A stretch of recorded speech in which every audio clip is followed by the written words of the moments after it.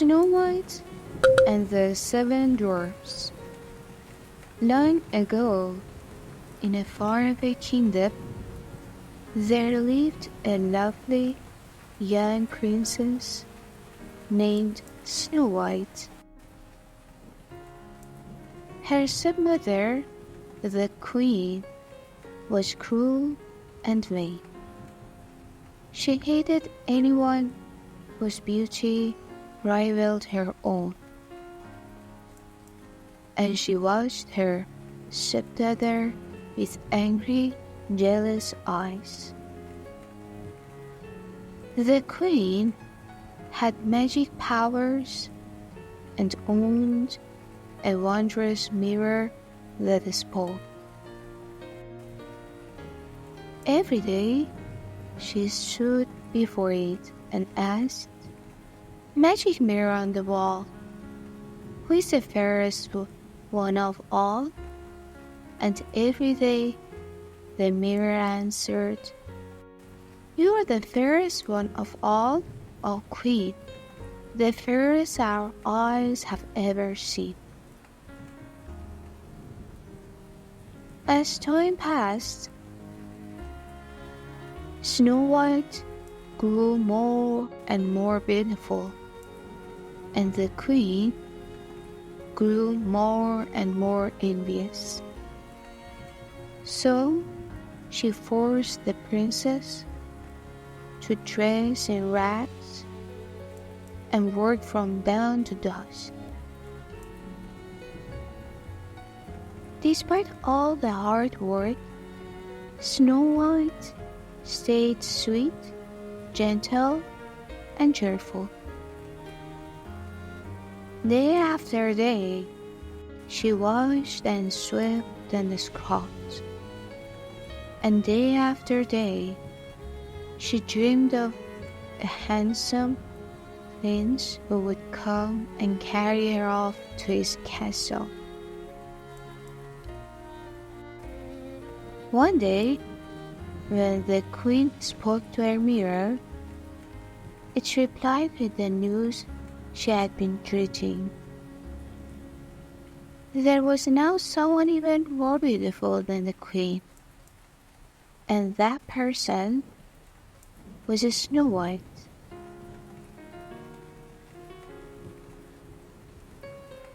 The queen sent for her huntsman. "Take Snow White deep into the forest," she said, "and there, my faithful huntsman, you will kill her." The man begged the queen to have mercy, but she would not be persuaded. "Silence," she warned.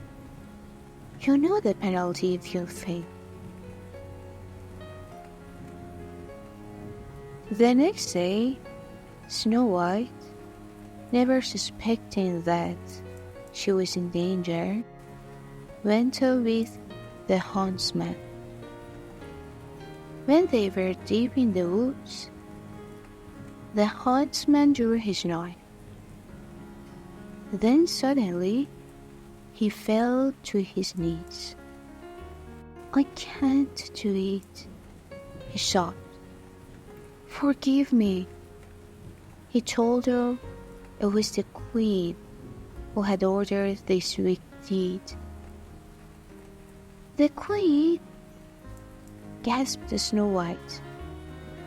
"She's jealous of you," said the huntsman.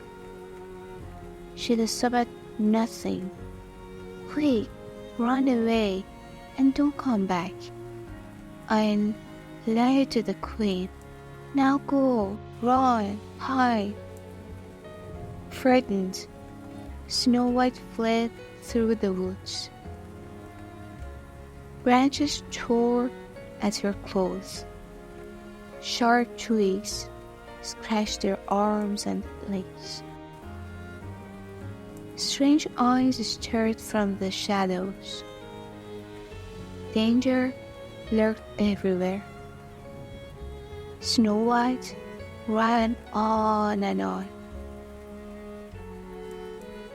At last, Snow White fell wearily to the ground and began to weep. The gentle animals of the forest gathered around and tried to comfort her. Chirping and chattering, they led her to a tiny cottage. "Oh," said Snow White, "it's adorable, just like a doll's house. But inside, the little tables and chairs were covered with dust, and the sink was filled with dirty dishes." "My," said Snow White, "perhaps the children who live here are orphans and need someone to take care of them. Maybe they'll let me stay and keep house for them." The animals all helped, and soon the place was neat and tidy. Meanwhile, the 7 dwarfs who lived in the cottage were heading home from the mine where they worked. The dwarfs were amazed to find their house so clean. They were even more amazed when they went upstairs and saw Snow White. "It's a girl," said Dog. "She's beautiful," said Bashful. "Oh," said Grumpy, "she's going to be trouble. Mark my words." Snow White woke with a start and saw the dwarfs gathered around her. "We are not children," she said. "You're little men. And write your names on the beds," she continued. "Let me guess who you are. You're Dog and you're Bashful. You're sleepy, you're sneezy, you're happy and dumpy, and you must be grumpy." When Snow White told the dwarfs about the queen's plan to kill her, they decided that she should stay with them. "We're asking for trouble," huffed Grumpy. "But we can't let her get caught by that wicked queen," said Dog.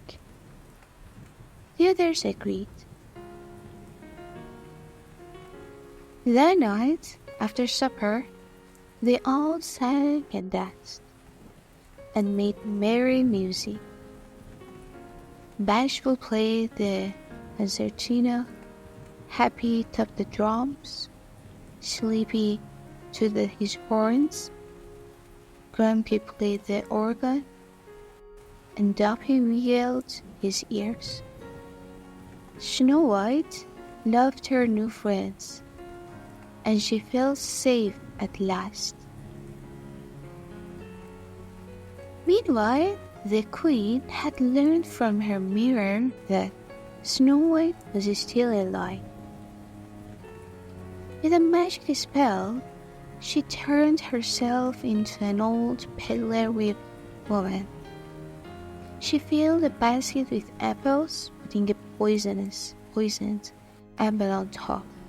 "One bite," she cackled, "and Snow White will sleep forever. Then I'll be the fairest in the land." The next morning, before they left for the mine, the dwarfs warned Snow White to be on her guard. "Don't let anybody or nothing in the house," said Grumpy. "Oh, Grumpy," said Snow White, "you do care. I'll be careful, I promise you." She kissed him, and the others goodbye, and dwarfs went cheerfully off to work. A few minutes later, The queen came to the kitchen window. "Making pies, dearie?" she asked. "It's apple pies." The man laughed. "Here, taste one of these." She held the poisoned apple out to Snow White. Snow White remembered the dwarf's warning, but the woman looked harmless, and the apples looked delicious. Snow White bit the apple. Then, with a sigh, she fell to the floor. Told by the birds and animals that something was wrong, the dwarfs raced back to the cottage. They saw the queen shaking off, and they ran after her. As the storm clouds gathered and rain began to fall, the dwarfs chased the queen to the top of a high, rocky mountain. Crack! There was a flash of lightning, and the evil queen fell to her doom below. But it was too late for Snow White. She was so beautiful, even in death, that the dwarfs couldn't bear to part with her. They built her a coffin of glass and gold, and day and night they kept watch over their beloved princess. One day, a handsome prince came riding through the forest. As soon as he saw Snow White, he fell in love with her. Kneeling by her coffin, he kissed her. Snow White sat up, blinked and smiled, and the prince's kiss had broken the evil spell. As the dwarfs danced with joy, the prince carried Snow White up his castle, where they lived happily after. Good night, honey.